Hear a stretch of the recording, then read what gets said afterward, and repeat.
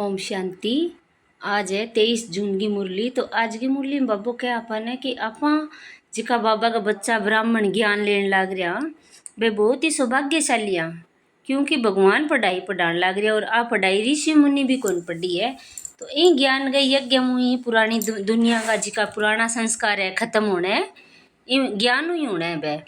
तो के ज्ञान बताइए बाबू सारी आज की मुरली में बताने लग रही है। भी परमात्मा ने जान गया, बाबा का बच्चा सृष्टि चक्र ने जान गया, अलग अलग धर्मा ने जान गया। तो समझ गए, आत्मा का पार्ट ने समझ गए, ड्रामा ने समझ गए, आपका पुराना संस्कार ने खत्म करनो ही सतयुग की स्थापना है।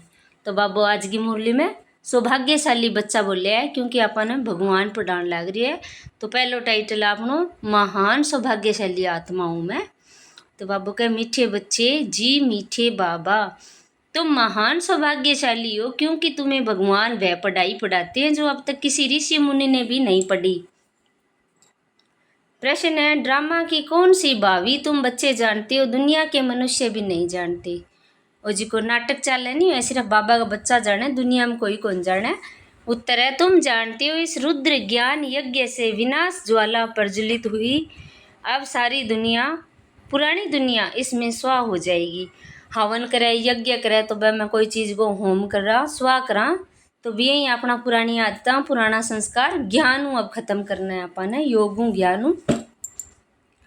तो ये भावी कोई टाल नहीं सकता। ये ऐसा अश्वमेघ अविनाशी रुद्र ज्ञान यज्ञ है जिसमें सारी सामग्री स्वा होगी, फिर हम इस पतित दुनिया में नहीं आएंगे। इसे ईश्वर की भावी नहीं ड्रामा की भावी कहेंगे।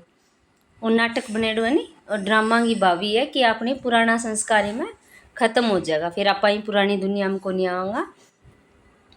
गीत है, मुखड़ा देख ले प्राणी दर्पण में, कितने पाप और पुण्य है तेरे आंचल में। ओम शांति।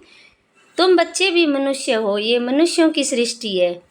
इस समय तुम ब्राह्मण धर्म के मनुष्य बने हो। बाप शिक्षा देते हैं आत्माओं को। आत्मा को अभी अपने स्वधर्म का पता है कि हम आत्मा इस शरीर को चलाने वाली आत्मा का ये रथ है। जैसे बाप इस रथ पर आकर सवार हुए हैं, तुम्हारी आत्मा भी इस रथ पर सवार है। सिर्फ आत्मा को ये ज्ञान भूल गया कि हम आत्मा शांत स्वरूप हैं, हमारे रहने का स्थान ही मूल वतन है। ये शरीर हमको यहाँ मिलता है, ऐसे ऐसे अपने साथ बातें करनी है। बाप कहते हैं तुम आत्मा शांत स्वरूप हो। अगर तुम चाहो हम शांति में बैठें तो अपने को आत्मा समझ शांति धाम के निवासी समझो। थोड़ा समय शांति में बैठ सकते हैं। मनुष्य शांति ही मांगते हैं, मन को शांति चाहिए, ये आत्मा ने कहा। परंतु मनुष्य ये नहीं जानते कि मैं आत्मा हूँ, ये भूल गए हैं।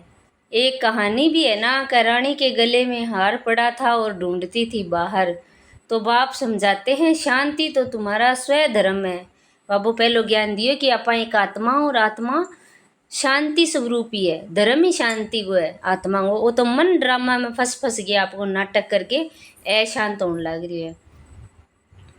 बच्चों ने समझा हम आत्मा ही शांत स्वरूप है, यहाँ आइए पार्ट बजाने। इस ऑर्गन से डिटेच हो जाते हैं तो आत्मा शांत है। आत्मा अपने स्वधर्म शांति में जितना चाहे बैठ सकती है। चाहे हम इस शरीर से काम न करें तो शांत में बैठ जाओ। ये है सच्ची शांति, इनको तुम ढूंढते नहीं, तुम्हारा स्वधर्म शांत है।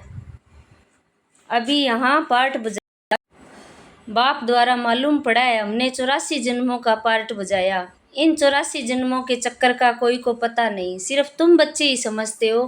पहले हम सूर्यवंशी राजा व प्रजा थे, फिर चंद्रवंशी सो वैश्यवंशी सो शूद्रवंशी बने, अब फिर से हमको सूर्यवंशी बनना है। तो बाबू का आपा इतना ऊंच घराने का, इतना ऊंच कुल का, फिर आपा साधारण बन गया, इन नाटक में फंस गए, तो अब दोबारा ऊंचो बननो आपा ने। तुम बच्चे सृष्टि के आदि मध्य अंत को जान गए हो, तुम कितने सौभाग्यशाली हो। बाप तो यथार्थ बात समझाते हैं, ये है सदगति मार्ग। ये समझाना है कि सर्व का सदगति दाता एक है। अभी जान गए हो हमको बाबा आकर 21 जन्मों के लिए सदगति प्राप्त करा रहे हैं। बाहर वाले मनुष्य इन बातों को जानते ही नहीं। तुम ब्रह्मा कुमार कुमारियाँ ही जानते हो। कोई पूछते हैं कि तुम बीके क्या जानते हो, परीक्षा तो होनी चाहिए कि ब्राह्मण ब्राह्मणियाँ हैं वह नहीं। अगर तुम ब्रह्मा के बच्चे हो तो सृष्टि के चक्कर को जरूर जानते हो। बाप रचयिता को जानते हो, ऋषि मुनि आदि तो रचना और रचता को जानते ही नहीं, तो गोया नास्तिक ठहरे। तुम भी नास्तिक थे। तुम भी रचता और रचना बाप को रचता बाप और रचना के आदि मध्य अंत को नहीं जानते थे। स्कूल में पहले अनपढ़ ही आते हैं, फिर कहेंगे स्कूल में ये पढ़ा। अब तुम हो ईश्वरीय पढ़ाई में, परम पिता परमात्मा पढ़ा रहे हैं। ये बुद्धि में समझना चाहिए। रचता तो एक शिव बाबा ही है। रुद्र ने ज्ञान यज्ञ रचा, ये शास्त्रों में भी है। अब रुद्र और शिव परमात्मा में फर्क तो कोई है नहीं। ये भी है, रुद्र ज्ञान यज्ञ से विनाश ज्वाला निकली। सिर्फ रुद्र शिव की जगह श्री कृष्ण का नाम डाल दिया, वही गीता है। कहते हैं इस ज्ञान यज्ञ से विनाश ज्वाला प्रज्वलित हुई, तो स्वराज्य के लिए ये ज्ञान यज्ञ है। इसमें पुरानी दुनिया स्व होनी है। यज्ञ में आहुति सामग्री डालते हैं, सब स्व कर देते हैं, तो इस रुद्र ज्ञान यज्ञ में सारी पुरानी दुनिया स्व हो जाएगी। तुम अब राजयोग सीख रहे हो। इस पतित दुनिया में फिर आएंगे नहीं, ये दुनिया फिर ख़त्म हो जानी है। तुम जानते हो नेचुरल कैलेमिटीज सब होगी। ये सारी ज्ञान तुम्हारी बुद्धि में बैठनी चाहिए। शिव बाबा कहते हैं मेरी बुद्धि में ही सारा ज्ञान है। बाप सत्य है, चैतन्य है, ज्ञान का सागर है। ऋषि मुनि तो कहते हैं हम रचता और रचना को नहीं जानते। तुमसे कोई पूछेंगे तुमको क्या मिलता है, तो बोलो जिसको बड़े बड़े ऋषि मुनि आदि कहते थे कि हम रचता और रचना के आदि मध्य अंत को नहीं जानते, सो हम जानते हैं। रचता बाप के सिवाय रचना के ज्ञान का राज कोई समझा नहीं सकता, रचने वाला ही समझाएगा। तुमको मालूम है मक्खियों की भी रानी होती है। रानी के साथ पीछे पीछे सब मक्खियाँ जाती है। रानी अर्थात माँ के साथ उनका संबंध है। बेहद का बाप भी आते हैं तो सभी बच्चों को साथ ले जाते हैं। तुम जानते हो बाबा आया हुआ है, हम आत्माओं को साथ ले जाएंगे शांति धाम में।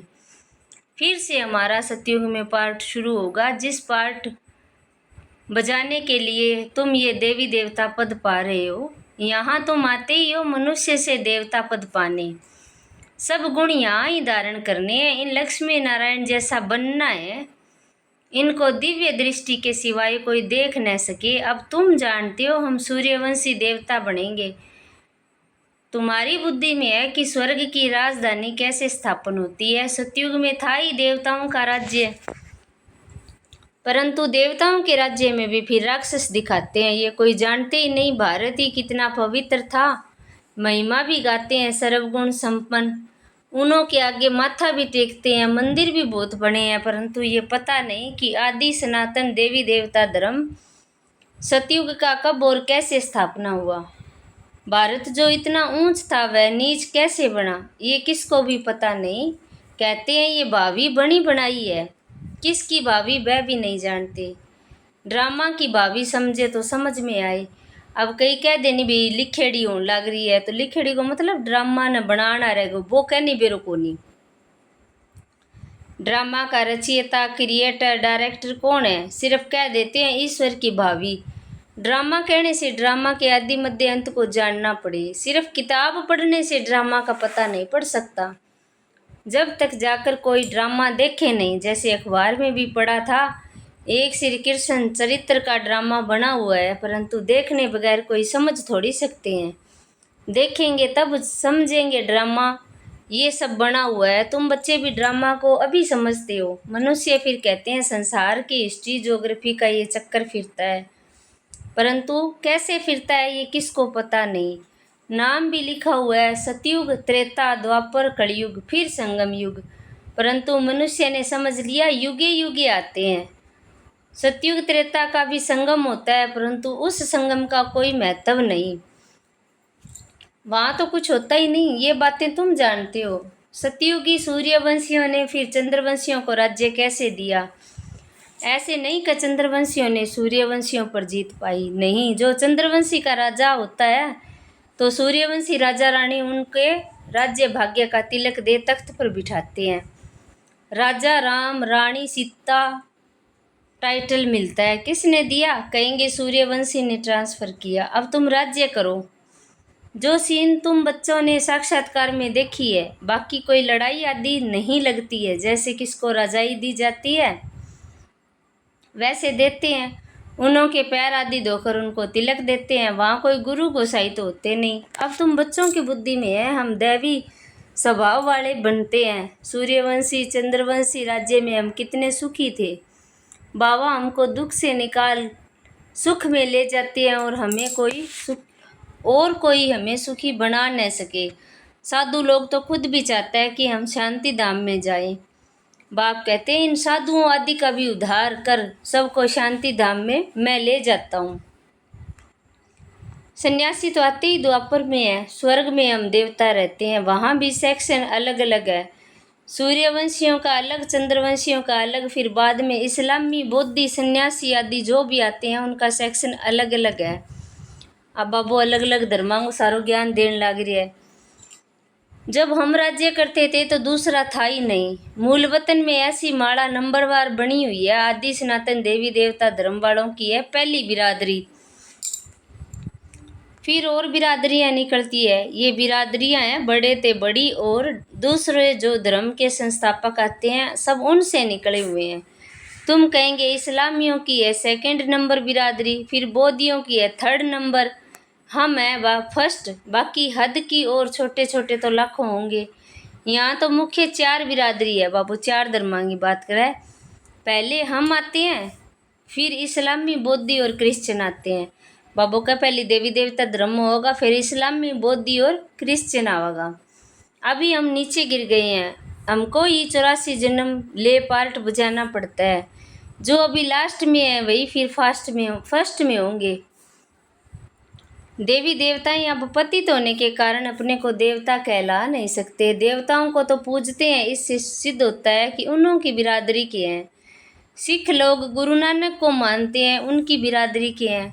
सतयुग में पहला नंबर हमारी बिरादरी है, उनसे ऊंच बिरादरी कोई होती नहीं। हम ऊंच ते ऊंच बिरादरी वाले हैं, हम जो सबसे जास्ती सुख भोगते हैं। फिर वही कंगाल बन जाते हैं, सबसे जास्ती दुखी। ये कर्जा भी ये लेते रहते हैं। कितने साहूकार थे अब कितने गरीब है, सब कुछ गवा बैठे हैं। ये है ही दुख धाम। अब बाप फिर तुमको सुख धाम का मालिक बनाते हैं, बाकी सब चले जाएंगे शांति धाम। आधा कल्प तुम सुख भोगते हो, बाकी सब शांति धाम में रहेंगे। चाहते भी हैं हम मुक्ति में जावें, सुख को कागविष्टा समान समझते हैं, उनको सुख धाम का अनुभव ही नहीं है। तुमको अनुभव है, महिमा भी गाते हैं, परंतु पतित होने के कारण भूल गए हैं। अब बाप याद दिलाते हैं, हे भारतवासी तुम देवी देवता धर्म के हो, द्वापर से नाम बदली कर दिया है, देवता धर्म वाले ही पतित बन गए हैं। गाते भी रहते हैं, हे पतित पावन आओ। बाप ने बताया है तुम कितने जन्म पावन दुनिया में थे, कितने जन्म पतित दुनिया में है, अब फिर पावन दुनिया में जाना है। ये पाठशालाओं की पाठशाला है, यज्ञों का यज्ञ है। सारी दुनिया इसमें ख़त्म होनी है, पुरानी दुनिया। होलिका जलाते हैं, ये सब पर्व अभी के है। आत्मा चली जाएगी, बाकी शरीर खत्म हो जाएंगे। ये नॉलेज कोई सन्यासी आदि दे न सके। गीता में कुछ है, परंतु आटे में नमक ज्ञान प्रायलोप हो जाता है। शिव बाबा कहते हैं हमने ये यज्ञ रचा है, इनमें तन मन धन सब स्वा करते हो, जीते जी मरते हो। ये ज्ञान तुमको अभी मिल रहा है। अच्छा, मीठे मीठे सकिलदे बच्चों प्रति माता पिता बाप दादा का याद प्यार और गुड मॉर्निंग। रूहानी बाप की रूहानी बच्चों को नमस्ते। हम रूहानी बच्चों की रूहानी बाप दादा को याद प्यार गुड मॉर्निंग नमस्ते। शुक्रिया बाबा, शुक्रिया आपका, पद्मा पदम शुक्रिया आपका। आज की मुरली उदाहरण अनुसार है कि पहलो है कि सुख धाम में जाने के लिए अपना दैवी स्वभाव बनाना है। ड्रामा के आदि मध्य अंत के राज को बुद्धि में रख हर्षित रहना है। सबको यही राज समझाना है। स्वराज्य लेने के लिए इस यज्ञ बेहद के यज्ञ में जीते जी अपना तन मन धन स्वा करना है। सब कुछ नई दुनिया के लिए ट्रांसफ़र कर लेना है। वरदान है सच्चे योगी भव। अपने मस्तक द्वारा तीसरे नेत्र का साक्षात्कार कराने वाले सच्चे योगी बनो।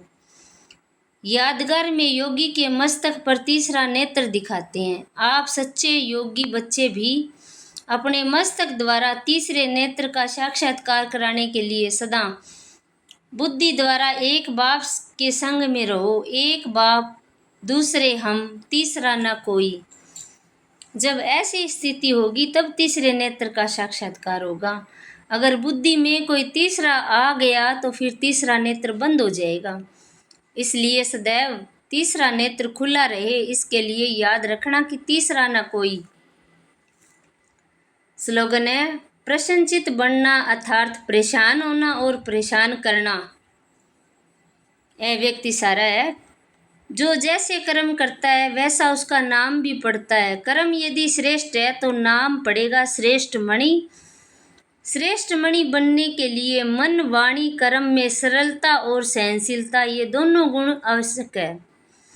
अगर सरलता है, सहनशीलता नहीं तो भी श्रेष्ठ नहीं। इसलिए सरलता और सहनशीलता दोनों साथ साथ चाहिए। अब आप स्वभाव का सरल हो जावा लेकिन सहन कोई चीज़ न करन कौन लाग रहा तो वो श्रेष्ठ मणि को नहीं होगी। बेंगो मतलब है कि मन में भी कहेंगे लिए कोई गलत भावना नहीं हो। मन, वाणी और कर्म में एकदम सरल होना चाहिए और सहनशील भी होना चाहिए।